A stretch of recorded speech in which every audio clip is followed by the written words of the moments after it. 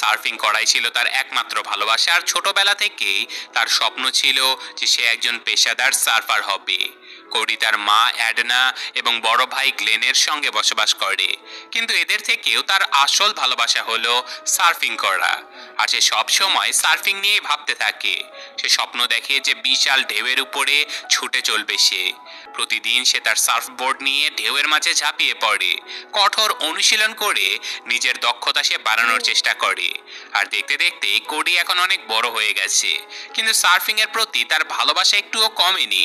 তবে তার পরিবার কখনোই তার এই প্যাশনকে গুরুত্ব দেয়নি, বরং তারা সবসময় তার এই দায়িত্ব এড়ানোর জন্য তাকে বকাঝকা করত।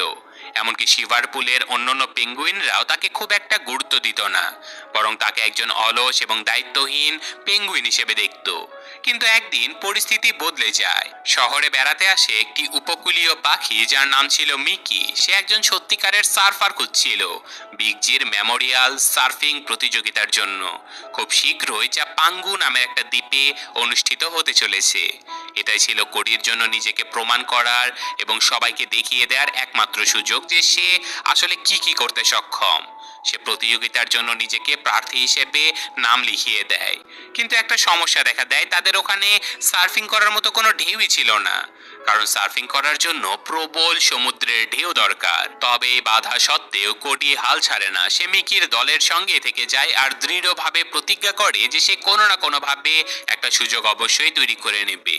সার্ফিং করার সময় কোডি অনেক কষ্ট করে নিজের ভারসাম্য রক্ষা করার চেষ্টা করে, কিন্তু তবুও সে দমে যায় না। বারবার পড়ে গিয়েও সে উঠে দাঁড়ায়। অবশেষে সে একটা ছোট্ট ঢেউ ধরতে সক্ষম হয়, আর এভাবে তার সার্ফিং দক্ষতা দেখিয়ে সে মিকিকে মুগ্ধ করে ফেলে। মিকিও ফাইনালি তাকে প্রতিযোগিতার জন্য নির্বাচিত করে নেয়।